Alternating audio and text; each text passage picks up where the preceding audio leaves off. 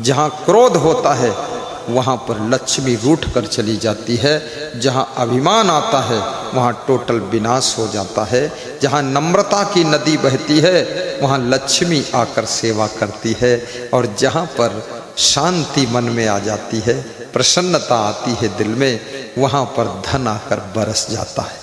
इसलिए आपस में सुमत भी रखिए, छोटी छोटी चीज़ों में गुस्सा ना होइए, नाराज मत होइए। तुम्हारे भाग्य में जो है वो कोई ले नहीं पाएगा, और जो किस्मत में नहीं है वो तुमको कोई दे नहीं पाएगा। तुम चिंता क्यों करते हो? भगवान कृष्ण ने कितना सुंदर कहा है, क्या लेकर तुम आए थे, क्या लेकर जाओगे, क्या तुम्हारा है जो तुमसे छूट गया, क्या तुम्हारा नहीं है जो तुमको नहीं मिला है। जो तुम्हारा है वो भी एक दिन पराया हो जाएगा, जो जरूरत है वो भी एक दिन मिल जाएगा, और जो मिल चुका है ये भी छूट जाएगा। इसलिए चिंता छोड़ो, सुख से जियो। कृष्ण कहते हैं जिंदगी जीने के लिए तो खुशियां चाहिए, और खुशियों के लिए बुराइयों को त्याग करना चाहिए, और बुराइयों को त्याग करने के लिए सत्संग की गंगा में डुबकी लगाना चाहिए, तभी अवगुण दूर होंगे। अपने जीवन को अवगुणों से मुक्त कीजिए। एक छेद काफी है नाव को डुबाने के लिए, एक पंचर काफी है टायर की हवा निकालने के लिए, एक दुर्गुण काफी है जिंदगी भर रुलाने के लिए, एक भूल काफी है तुमको भटकाने के लिए, 1000 फूल कम है गला को सजाने के लिए, लेकिन एक भूल काफी है जिंदगी भर रुलाने के लिए, जिंदगी भर रुलाने के लिए। कभी भूल हो जाए उस भूल को दोबारा ना करना। आज गलती हुई है इसको कल दोहराना मत। कोई आदत है उस आदत को धीरे धीरे त्याग करना सीखिए। चाय पीने की भी आदत मत बनाइए, कभी कभी चाय पी सकते हो, रोज मत पीजिए। शरबत पीने की भी आदत मत बनाइए, गर्मियों में पी लीजिए, ठंडी बंद कर दीजिए। रोज होटल में खाने की आदत मत बनाइए, कभी कभी चक्कर पड़ गया, कुछ नहीं मिला तो खा लिया एक समोसा, अन्यथा अपने घर में रोटी सब्जी खाइए, दाल भात खाइए, अपने घर का साबूदाना खाइए। आज हमारे पास में 3 माताएं आई थी। एक माता साबूदाना लाई, दूसरी माता जो है पेड़ा लाई, तीसरी दूध लाई। अब ऐसे लाई तो मैंने थोड़ा पेड़ा चखा, थोड़ा दूध पिया, झूठ मूठ पिया, पीने का मन नहीं था, लेकिन हमने सोचा इतना प्रेम से लाए थोड़ा पी लेते। घूंट भर झूठ पिया, घूंट भर पिया, और साबूदाना खाया, संतों को भी बांट दिया। मैंने पूछा नाम क्या है, तो उन्होंने बताया मेरा नाम गया देवी है, ऐसे रेखा देवी है, सुदीना देवी मेरा नाम है, दूसरी बोली रिंकू देवी मेरा नाम है। हम गरीब हैं गुरुदेव। हमने कहा हम तुम्हारे करीब हैं गुरुदेव। बोले लोग कहते गुरुदेव तुम्हारे घर नहीं आएंगे, तुम गरीब हो। हमने कहा तुम तैयारी करो, शाम को हम घर ही आ जाएंगे। गुरु वह है जो गरीब और अमीर नहीं देखता है, गुरु केवल श्रद्धा को देखता है। याद रखना, फूल छोटा है कि बड़ा है, भौरा इसको नहीं देखता है, भौरा ये देखता है कि इस फूल में प्रेम का पराग भरा हुआ है। प्रेम का पराग कहाँ है?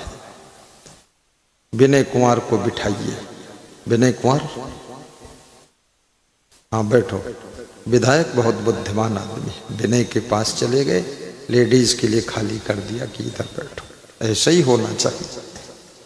पूर्व विधायक हमारे विराजमान हैं, मुखिया संघ के अध्यक्ष श्री विनय कुमार जी पधार चुके हैं। आज अपनी धर्म पत्नी को भी लेकर आए। धर्म पत्नी कौन है? वो पूर्व विधायक जी का पत्नी है, अरुण बाबू की। कोई बात नहीं, भूल को क्षमा। पूर्व विधायक अरुण जी की पत्नी, अपनी पत्नी नहीं लाओगे कभी क्या? उसको भी कर ले। हाँ, जोड़े से आइए, ताकि टायर में बराबर हवा होनी चाहिए, कम ज्यादा नहीं। पति को ज्ञान हो तो पत्नी को भी ज्ञान होना चाहिए। सभी आशीर्वाद के पात्र हैं, सभी की महिमा है। हमारी आज सभा में श्रोता बढ़ते ही चले जा रहे, कुर्सियां कम पड़ती चली जा रही। कार्यकर्ता गण जरा चिंता करें और लाइन खोल दें, क्योंकि पुरुषों की लाइन में महिलाएं नहीं जा रही। महिलाएं बेचैन हो रही है कि मैं कहाँ बैठूं, संख्या बहुत हो गई। कल इसलिए लोग कम आए थे, सोचते थे शुरुआत है आज व्यवस्था होगी। आज सोच रहे हैं बिल्कुल चालू ट्रेन है, बैठ लो निकल चलो। लोग बड़े मजेदार हैं। शुरू दिन भी खूब आना चाहिए, क्योंकि गुरु तो वही है, वाणी तो वही है, गुरु तो वैसा ही सुनाएगा। तो जीवन में याद रखना,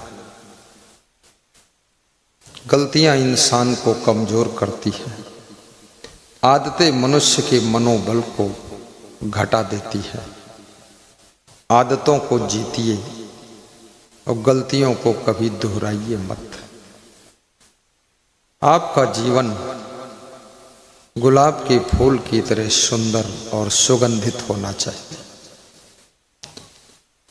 जैसे जंगल में अगर एक भी पेड़, एक भी वृक्ष सुगंधित फूलों से लदा हुआ है, जब हवाओं का झोंका चलता है पूरे जंगल में खुशबू फैल जाती है। ऐसे ही यदि आपके कुल कुटुंब में, आपके गांव में कोई एक भी आत्मा, संस्कारी आत्मा जन्म ले चुकी है, तो उस आत्मा के सत्कर्मों की सुगंध पूरे गांव में फैल जाती है। एकेन अपि सुवृक्षेण कुलम यथा पुष्पतेन सुगंधिना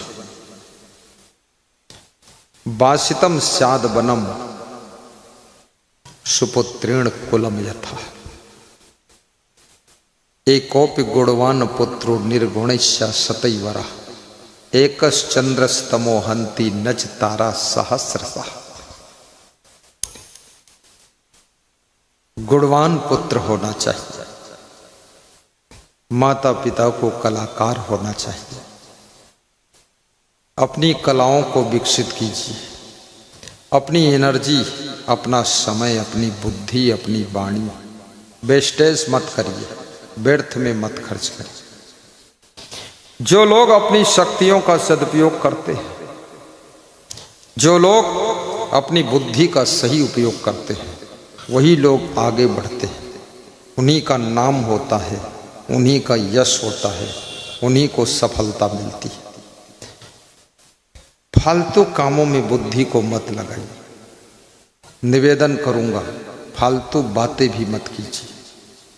प्रार्थना है मेरी कि फालतू कार्य भी मत कीजिए और समय का सदुपयोग करें। तुम्हारे पास सबसे कीमती चीज समय भी है। समय का बंटवारा भी सही करिए। The divideation of time in life, जीवन में टाइम का बंटवारा भी सही होना चाहिए। कितना समय इस शरीर के लिए देना है और कितने घंटे परिवार के लिए देना है, कितने घंटे समाज के लिए, कितने घंटे राजनीति के लिए, कितने घंटे गांव वालों के लिए। घंटे बांटिए, मिनट बांटिए, कुछ घंटे अपने लिए भी रखिए, नहीं तो आखिर में घंटा बजाते रह जाओगे। हाँ, कुछ घंटे अपने लिए भी रखिए, कुछ अपने मन के लिए भी घंटे निकालिए, टाइम निकालिए मन की शांति के लिए। इतना इस संसार की उलझनों में मत परेशान होइए। ये संसार तो उलझनों का जीवन है, यहाँ हजारों उलझने हैं। इस जगत को समुद्र कहा गया है। जैसे समुद्र में लहरें उठती है, ऐसे दुनिया में उलझनों की लहरें उठती रहती है। आप थोड़ा समय मन की शांति के लिए भी निकालिए, थोड़ा समय सत्संग के लिए भी निकालिए, थोड़ा समय पर सेवा, जन सेवा, ग्राम सेवा, देश सेवा, गौ सेवा, गुरु सेवा, संत सेवा के लिए भी निकालिए और थोड़ा समय अपने रिश्तेदारों के लिए भी निकालिए। अभी तुम कहोगे समय नहीं है इसलिए रिश्तेदारों से मिल नहीं पा रहा हूँ, और जब बुढ़ापे में समय निकलेगा तब तक रिश्ता ही नहीं रह जाएगा, इसलिए पहले से ही समय निकालिए। रिश्ता के बिना भी आनंद नहीं, प्रेम के बिना बिल्कुल आनंद नहीं। आप कितनी उन्नति कर लो, लेकिन कोई ये कहने वाला होना चाहिए कि आपने बहुत उन्नति किया, धन्यवाद है। अगर ये कहने वाला कोई नहीं है तो आपकी उन्नति से भी आपको आनंद नहीं प्राप्त हो। आप बहुत अच्छी कार ले आए, लेकिन 4 लोग जब कहते हैं आपकी कार बहुत अच्छी है तो आपको अच्छा लगता है। आप कितना ऊंचा मकान बना लें, जब 50 रिश्तेदार कहते भाई मकान तो टॉप का बनाया आपने, तो आपकी थकान उतर जाती है, मुस्करा देते कि हाँ अच्छा मकान है।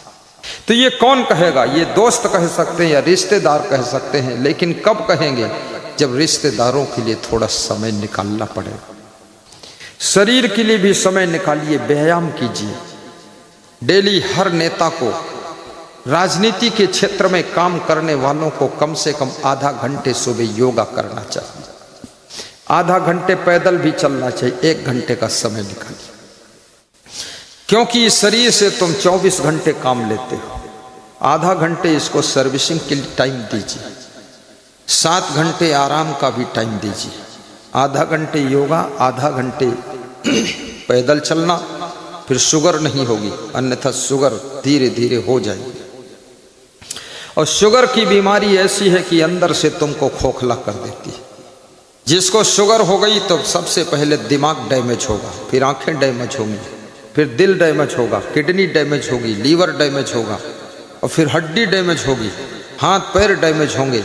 शुगर का मतलब है लकड़ी में लगा हुआ दीमक का कीड़ा, जैसे लकड़ी को भीतर भीतर खोखला कर देता है, ऐसे शुगर की बीमारी तुम्हारे सुंदर से सुंदर बलवान पहलवान शरीर को भी अंदर से खोखला कर देती है। इसलिए शुगर की बीमारी से सावधान रहें। बोलिए सद्गुरु भगवान की जय। और शुगर की बीमारी की सबसे अच्छी दवा है पैदल चलना।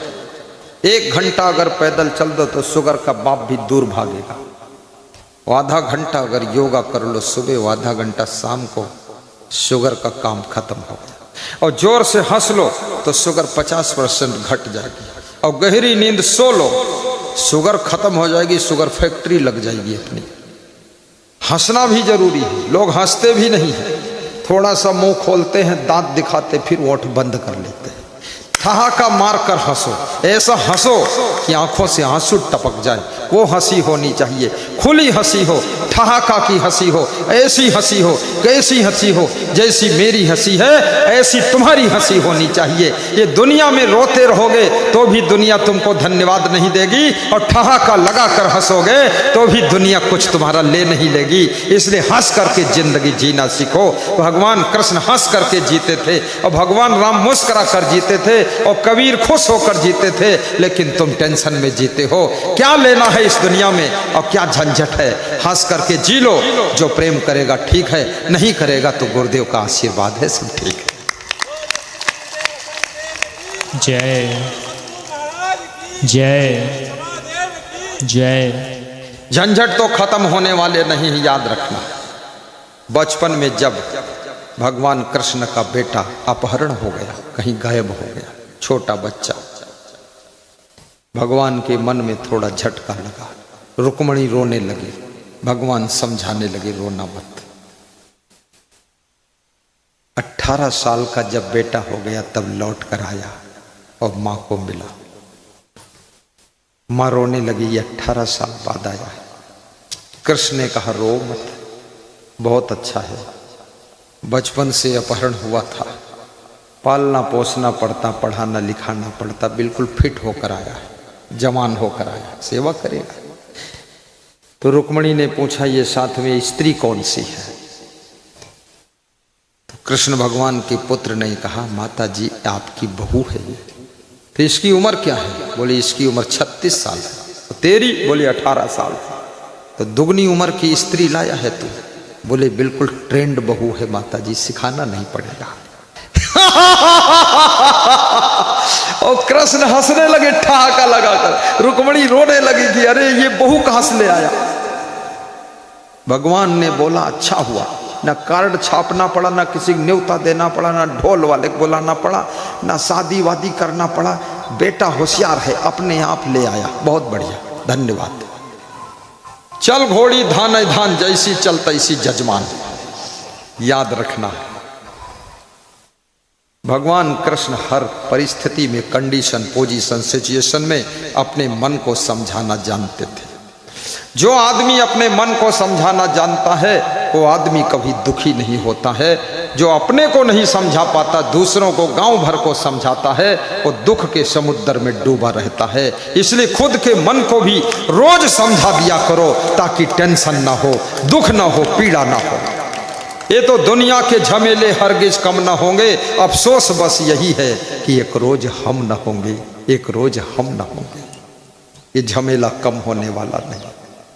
ये संसार के झमेलों को झेलते झेलते दादा दादी मर गए, दादा दादी के माँ बाप मर गए, उनके माँ बाप मर गए, सब मरते चले जाने। और झमेले जिंदा हैं, और जो जिंदा थे वो मर गए। और तुम भी मर जाओगे, झमेले फिर भी रहेंगे। झमेले मिटने वाले नहीं, झमेले झेलने वाले मर जाते हैं। इसलिए मरने से पहले झमेलों के बीच में हंसना सीखो। कांटों की गोद में गुलाब का फूल मुस्कुराता है, ऐसे झमेलों के कांटों के बीच में आपकी जिंदगी का गुलाब भी मुस्कुराना चाहिए, हंस करके जीना चाहिए। सब ठीक तो किसी का होगा ही नहीं। लोग पूछते हैं सब ठीक ठाक है, हालचाल अच्छा है, सब लोग कह देते हैं परफेक्टली ऑल राइट, सब ठीक ठाक है। सब ठीक भगवान का भी नहीं हुआ, तुम्हारा ठीक क्या होगा? भगवान राम का वनवास हुआ, वो ठीक नहीं हो पाया। उसके बाद जंगल में गए तो सीता हरण हो गया, फिर गड़बड़ हो गया, ठीक नहीं हुआ। फिर लक्ष्मण को शक्ति बाण लगा तो ठीक नहीं हुआ। रावण से युद्ध ठन गए, वो भी ठीक नहीं। ठीक कुछ होगा ही नहीं। सब बिना ठीक में ही जिंदगी जीना है, और जो जैसा है उसी में हंस करके रह लेना है। काम करते रहो, मुस्कुराते रहो, वक्त जीवन का यूं ही निकल जाएगा। और अगर लगन सच्चे सदगुरु में लग जाएगी तो जीवन का नक्शा बदल जाएगा, जीवन का नक्शा बदल जाएगा।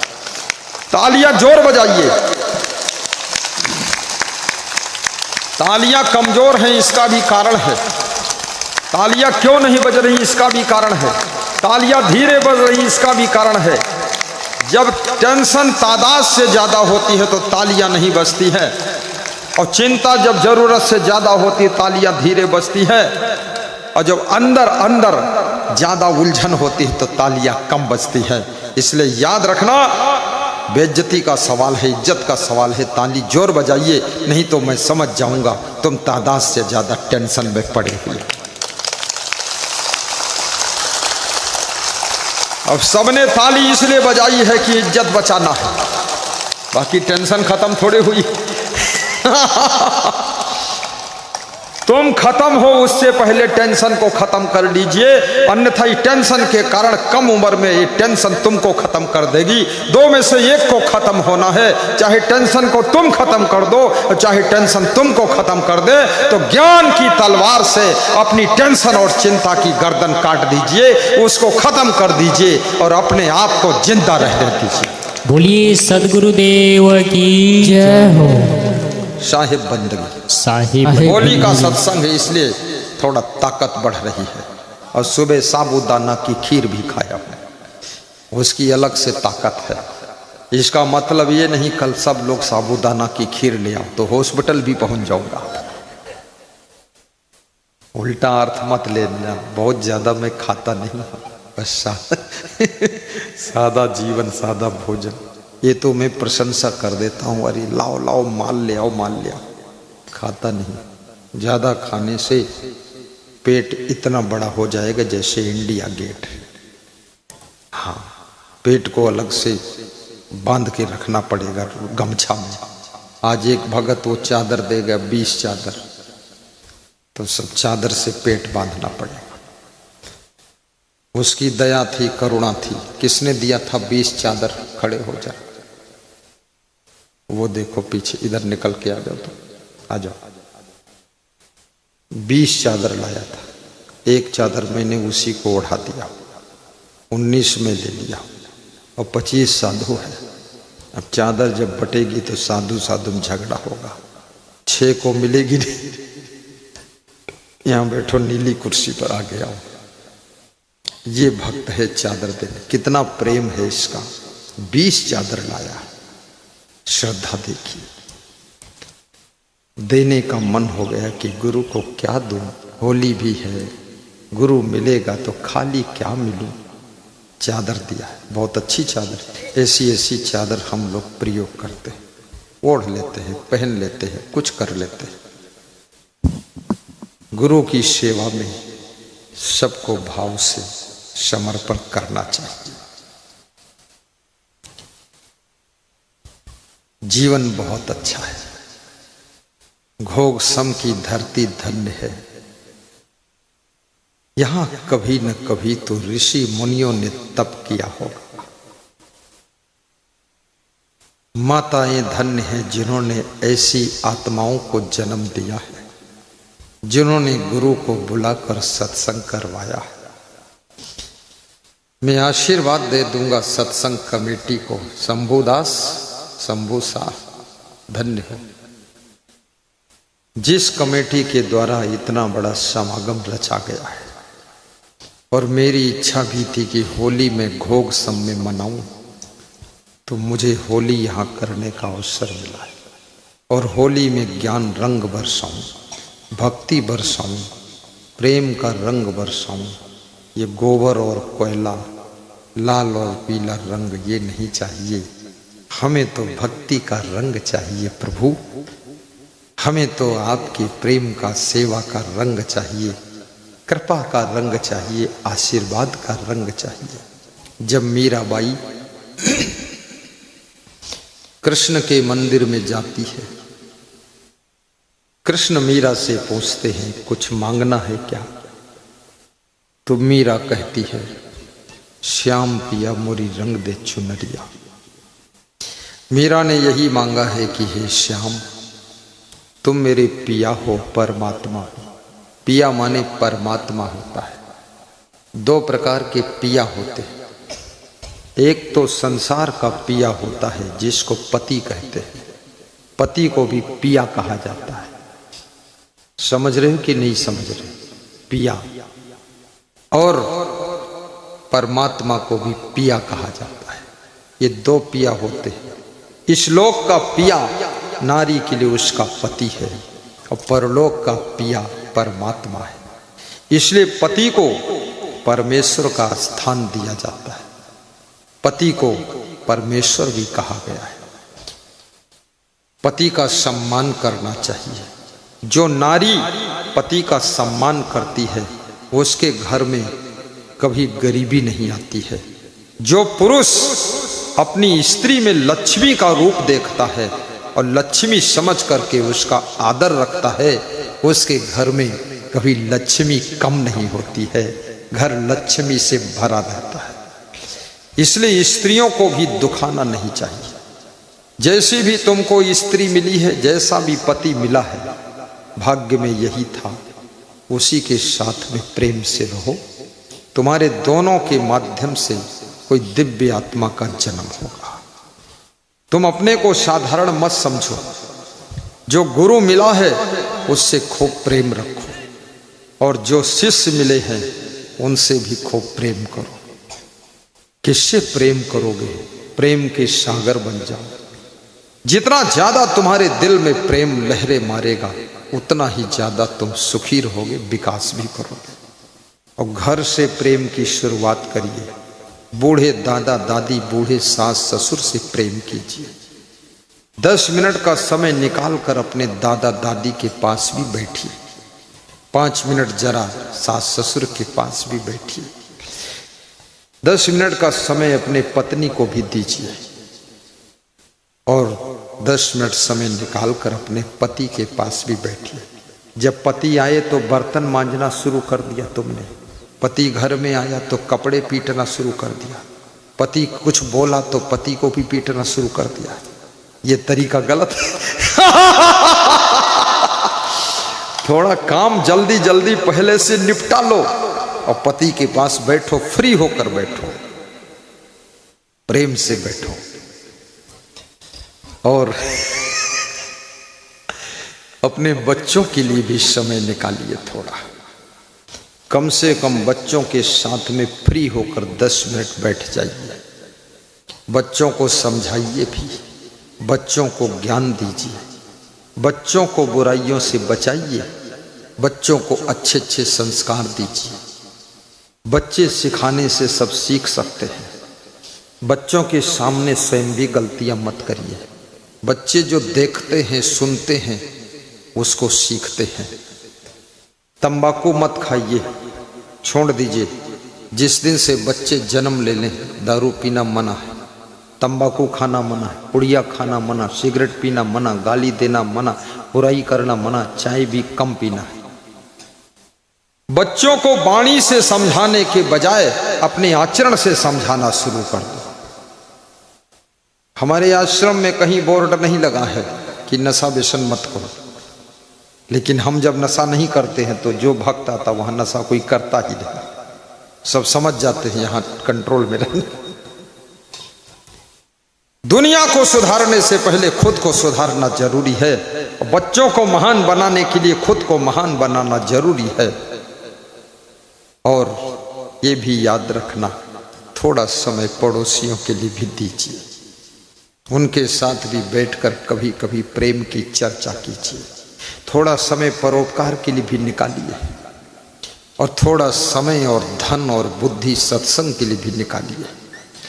कमाया हुआ धन किसका बचता है? विदेशों में जा करके लोग धन खर्च करते हैं। विदेशों में लोग जा करके क्या क्या करते हैं मैं मुंह से कह नहीं सकता, लेकिन तुम धन्य हो जो घोग सम में रह करके गेहूं और धान उगा करके, भैंस पाल करके, थोड़ा धन बचा करके सत्संग में लगाकर, गुरुदेव को बुलाकर ज्ञान की गंगा बहा रहे हो। तुम महान हो उन लोगों से जो अरबपति हैं और पतन के लिए विदेश में जाते हैं, और तुम तो अपने उत्थान के लिए, क्षेत्र के उत्थान के लिए, बिहार को सुधारने के लिए थोड़ा सा धन बचाकर सत्संग में लगाते हो। तुम्हारी महिमा तुम ही जानते हो, मैं वर्णन करूं तो भी वर्णन हो नहीं सकती है। ऐसे भक्तों को बार बार व्यास गादी धन्यवाद देती है, नमन वंदन करती है कि आपकी कमाई की एक बूंद से लोगों का कल्याण हो रहा है। पैसा कितना कमा लिया है, लेकिन परमार्थ में एक कौड़ी नहीं लगाया, धर्मार्थ में 1 रुपया नहीं लगाया, सेवार्थ में 1 पैसा नहीं खर्च किया। तो कबीर साहब कहते हैं, दिया ना खाता ना किया पाया, ना मंदिर भया उजाड़, मर गए सो मर गए बाचे बाचन हार। किसी को दिया भी नहीं और खुद ठीक से खाया भी नहीं, और मर गए। जो धन बचा ठेलुहा लोगों ने बांट लिया। इसलिए 10वां और 13वीं और 16वीं पलही ये हो ना हो, अपनी जिंदगी में ही सत्संग करा दो। उसमें 10वां 13वीं पिंडदान सब हो गया उसी में। हाँ, तुम्हारे मरने के बाद आटे के लोढ़ा बनाकर वहां गया जी में लोग डालने जाते हैं।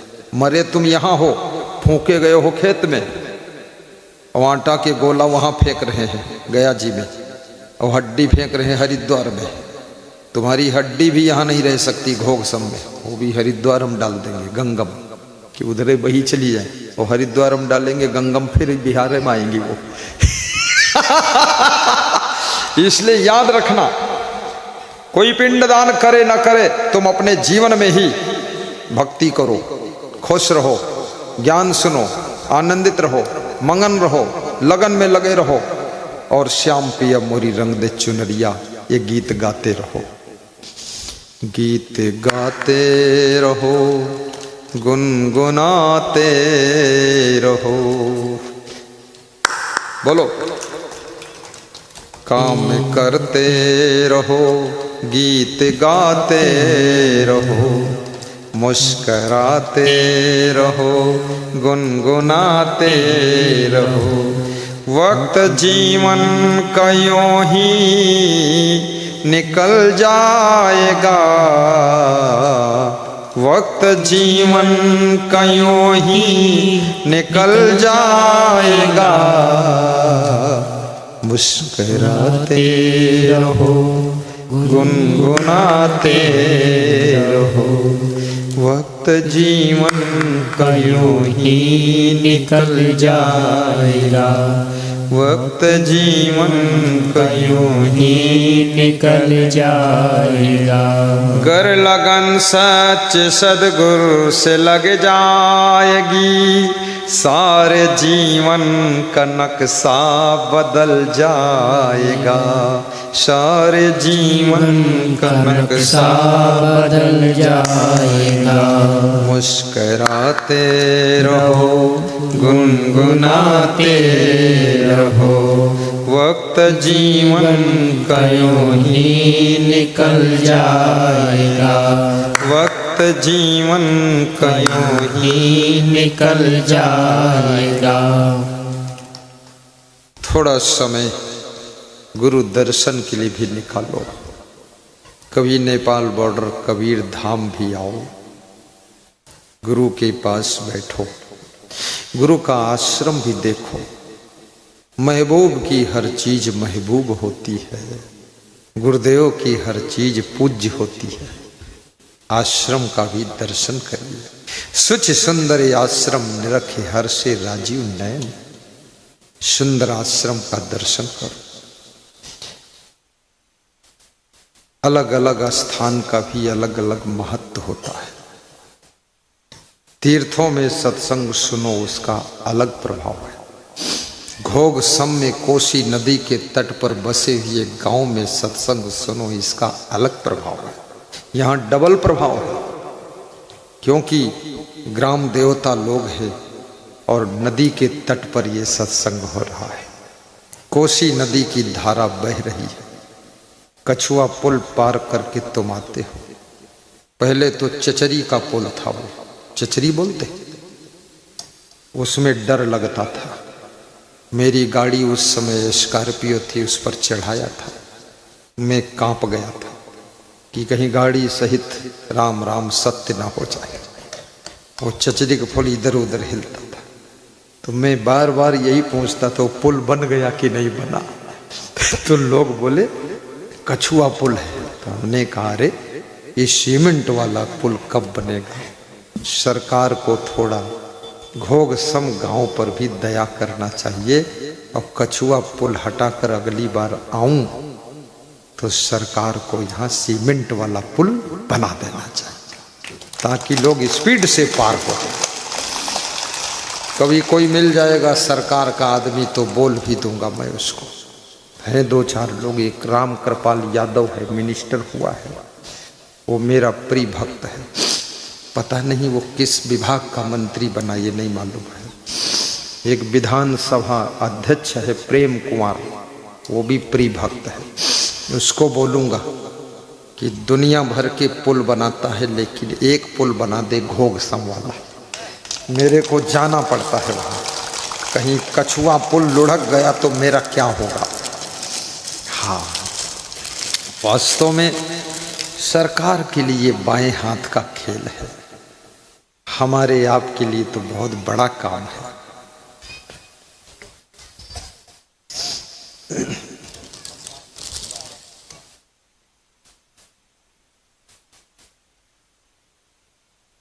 श्याम पिया मोरी रंग दे चुनरिया।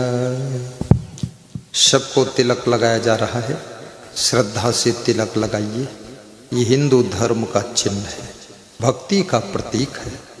और तिलक की थाल में आरती का भी दर्शन कीजिए, और श्रद्धा हो तो तिलक की थाल में अपनी दक्षिणा को भी डालिए।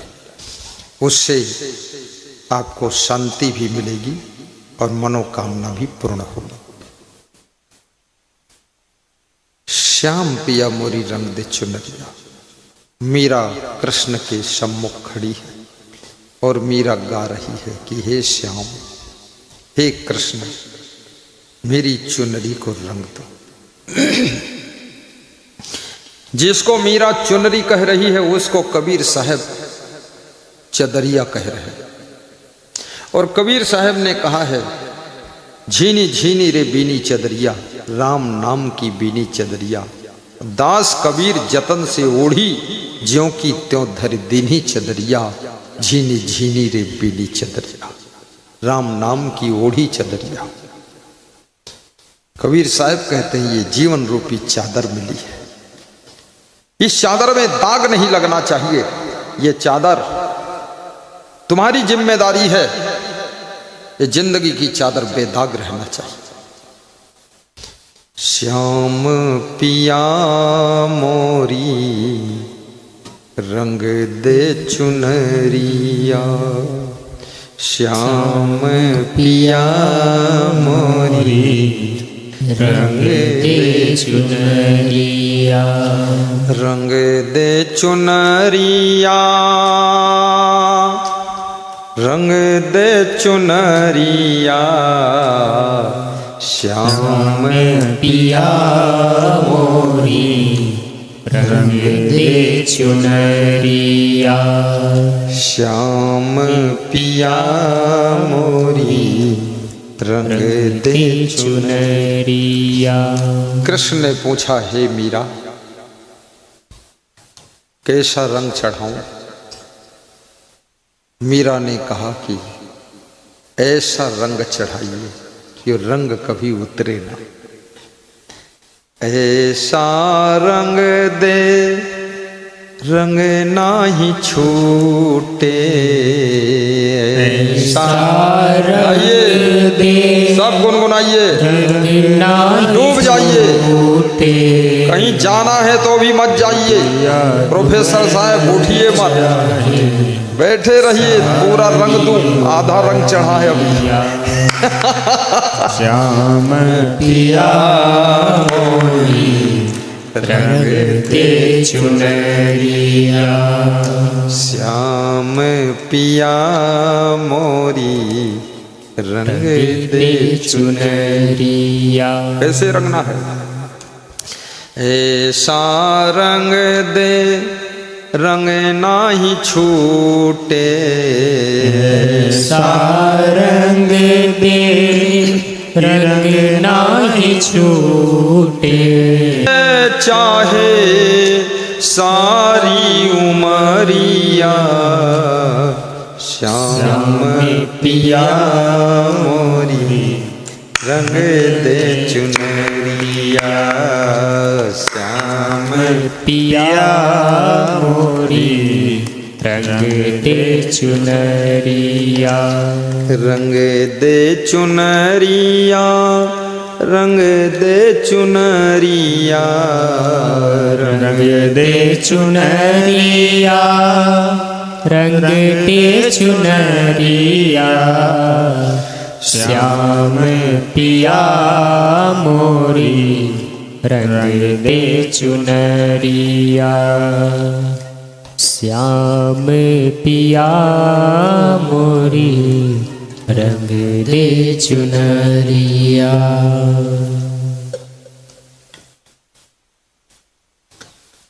भगवान कृष्ण ने मीरा से पूछा, मीरा किस रंग में रंग दूं? मीरा कहती है,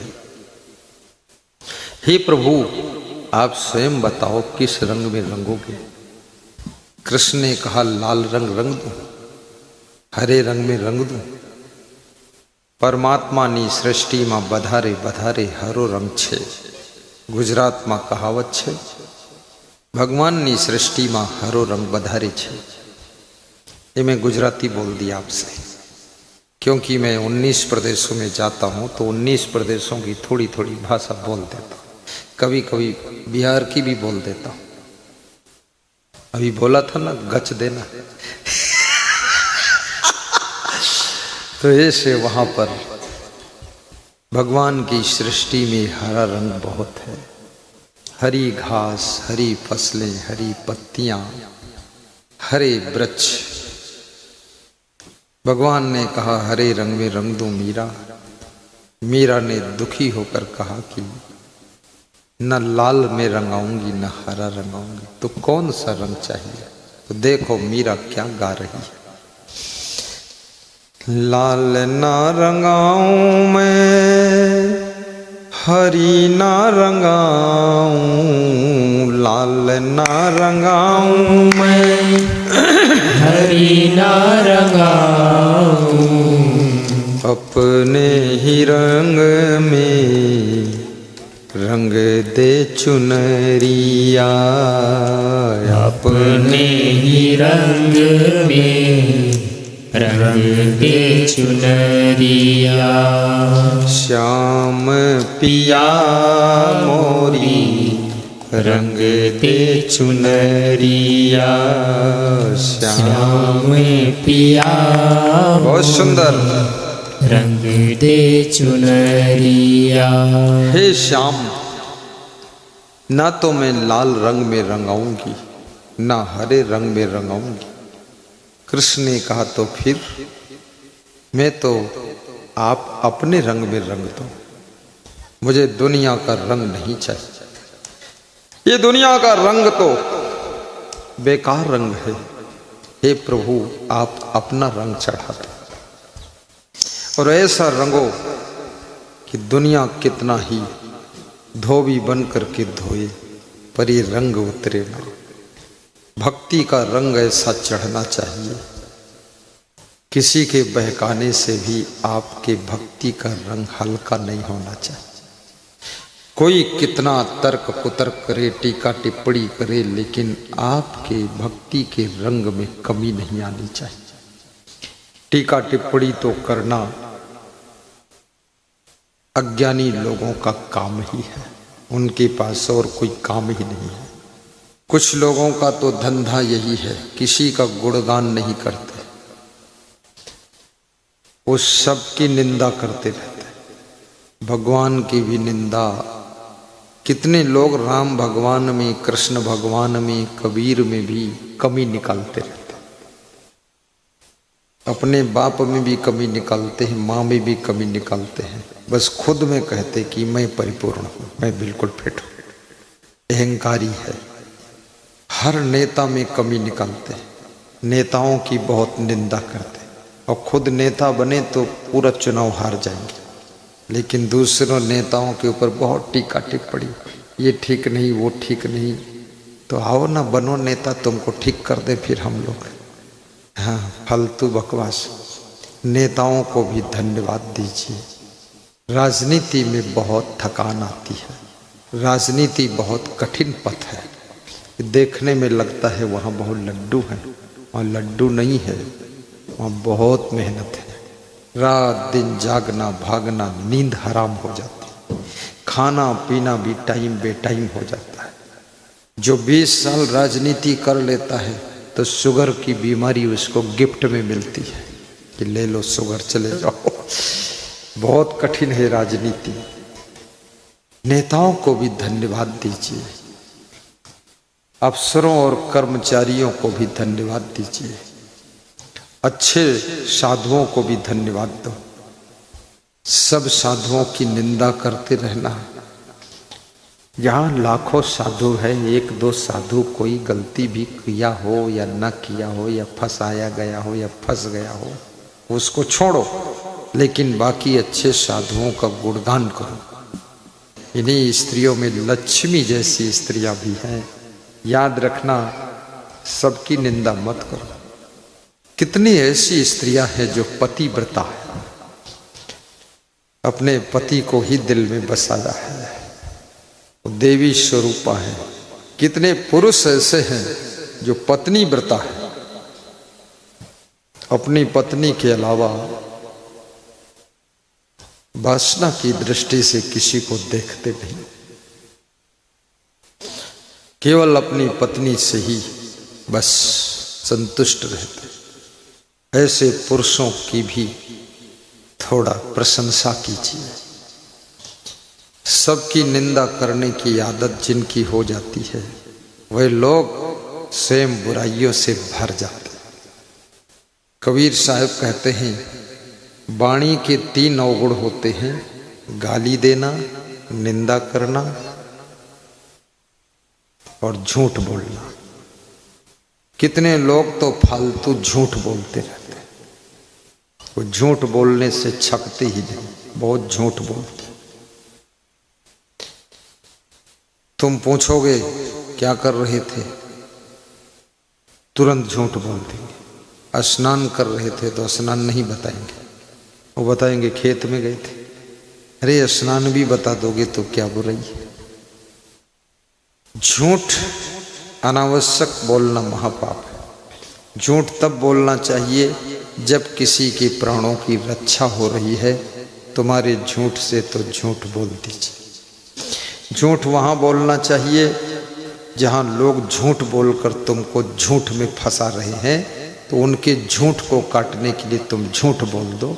कांटा को निकालने के तुम भी कांटा उठा लो, लेकिन अपनी पत्नी से भी झूठ, पति से भी झूठ, बेटा से भी झूठ, जानवरों से भी झूठ, गुरु से भी झूठ, झूठ में झूठ, इतना झूठ, कितना झूठ, जितना झूठ, दिन भर झूठ, रात भर झूठ, और झूठ है झूठ में मर गए। ये सब धर्म न दूसरे सती समाना, सेवा धर्म कठिन जग जाना। सेवा, यदि उन्नति करना चाहते हो तो सेवा शुरू कर दो। सबसे पहले अपने माता पिता की सेवा करो। यदि साधु बन गए हो तो अपने गुरु की सेवा करो। सेवा का मतलब ये नहीं कि पैर भी दबाते हो। सेवा का मतलब है अच्छा घर बनाओ ताकि अच्छे घर में माता पिता रहे। अच्छी गाड़ी लाओ, कार में बिठाकर उनको सत्संग में ले जाओ। कंधों पर लाद करके तीर्थों की स्नान करवाया था श्रवण कुमार ने अपने अंधे माता पिता। तुम कंधे पर मत लादो, ये ढोंग मत बनाओ। तुम तो बस कार में बिठा कर ले जाओ और सत्संग के तीर्थ में अपने माता पिता, दादा दादी को स्नान कराता। मैं एक बार राजस्थान में सत्संग कर रहा था, हर साल करता हूँ, तो 20 साल पहले की लगभग बात है। झालावाड़ जिला जो वसुंधरा राजे सिंधिया का जिला है, उसी जिले में सत्संग था। बकानी तहसील। आयोजक थे पुरुषोत्तम घाटिया, गिरिराज घाटिया, दिनेश घाटिया, रामचंद्र घाटिया, भैरूलाल घाटिया, ये सब घाटिया परिवार। घाटिया मतलब गुप्ता बोलते हो। तो एक आदमी की कार ऐसे खड़ी होती थी साइड में, पर्दा हटाकर कार का गेट खोलकर वो बूढ़ा आदमी कार में बैठकर और मेरी ओर देखता रहता था, सुनता रहता। तो मैं एक दिन कुछ नहीं बोला, 2 दिन नहीं बोला, तीसरे दिन पूछा ये कौन आदमी जो कार से उतरता नहीं? बोले ये हमारे काका जी। तो हमने कहा काका ये उतरता क्यों नहीं? बोले उतर ही नहीं पाता है, ना बैठ पाता है। हम लोग गोद में लेकर कार में बिठा दिए, पर इसकी श्रद्धा बहुत थी कि मैं भी चलूँगा, सत्संग सुनूंगा और मैं भी दर्शन करूँगा। तो ऐसी जगह कार लगाया हूँ, सीट पर बैठे बैठे दर्शन कर रहा है। तो हमने कहा कि तुम तो श्रवण कुमार हो। बोले हम श्रवण कुमार हैं। हम अपने काका को, काकी को, दादा को, दादी को, पिता को, माँ को, बूढ़ों को कार में बिठा के सत्संग सुनवा देते। इतनी उन्नति करो कि घर में कार हो। इतना ज्ञान सुनो कि घर के हर सदस्य में संस्कार हो। और इतनी भक्ति करो कि किसी के मन में अहंकार ना हो। और इतना विवेक जागृत करो कि जिंदगी बेकार ना हो। समझ गए? अहंकार ना हो, संस्कार हो। घर में कार हो, जिंदगी बेकार ना हो। और सुंदर मकान भी हो। अपनी बुद्धि 2 चीजों में लगाइए। नंबर 1 उन्नति में, नंबर 2 भक्ति में। भक्ति से शांति मिलेगी, उन्नति से संपत्ति मिलेगी, संपत्ति से अच्छा घर मिलेगा, अच्छी गाड़ी मिलेगी, और शांति से सुख और चैन मिलेगी। इसलिए हमेशा दिमाग को बिजी रखना चाहिए, उन्नति में बिजी रखो। हम लोग संत हैं फिर भी हर समय बिजी रहते हैं। व्यस्त रहें और मस्त भी रहें। जो खाली रहते हैं वो बुराइयां सोचना शुरू कर देते हैं। इसलिए खाली मन शैतान का घर होता है। खाली मत रहिए, काम कीजिए। मेरे गुरुदेव ने कम से कम 150-200 वृक्ष लगाए हैं आश्रम में। गड्ढा भी उन्होंने खोदा, वृक्ष भी लगाया, खाद भी डालते रहे, गोबर की सिंचाई भी करते रहे, पूरा बगीचा तैयार कर दिया 3-4 एकड़ में। तो मैंने कहा गुरुदेव ये सब क्यों करते हो? बोले ये करना चाहिए। खाली रहोगे दिमाग में गुस्सा बहुत आएगी, और खाली रहोगे मन खुराफात करेगा। फिर सब्जी उगाते थे हमारे गुरुजी, 1 बीघा में सब्जी खुरपी से। मैं भी कभी कभी जुट जाता था, पर वो कहते थे तुम दूसरा काम करो, लेकिन बिजी रहना चाहिए सबको, क्योंकि संसार के लिए तुमने क्या किया। जब से जन्म हुआ है हम इस दुनिया में सब कुछ ले रहे हैं, रोड पर चल रहे हैं, लेकिन कितनी रोडें हमने बनाया? कोई नहीं। पुल पे निकल रहे हैं, कितने पुल हमने बनाए? कोई नहीं। ट्रेन में बैठ रहे हैं, कितनी ट्रेनें हमने चलवाए? कोई नहीं। बस में बैठ रहे हैं, कितनी बसें हमारी चल रही? कोई नहीं। तो क्या बचपन से भोजन खा रहे हैं, लेकिन हमने भोजन का इंतजाम किया? कोई नहीं। कपड़ा हम पहन रहे हैं बचपन से ही, मरेंगे तो भी कफन पहनेंगे, लेकिन हमने कितना कमाया? कुछ नहीं। चश्मा लगा रहे हैं, लेकिन हमने क्या किया? कुछ नहीं। इसलिए याद रखना, इस दुनिया से सब कुछ तुम लेते हो तो दुनिया को देना भी सीखो। जो दे सको तभी दुनिया के ऋण से उर्ण हो जाओगे, अन्यथा दुनिया के तुम याद रखना कर्जदार रह जाओगे। कर्ज को मिटाना है तो फर्ज पूरा करिए।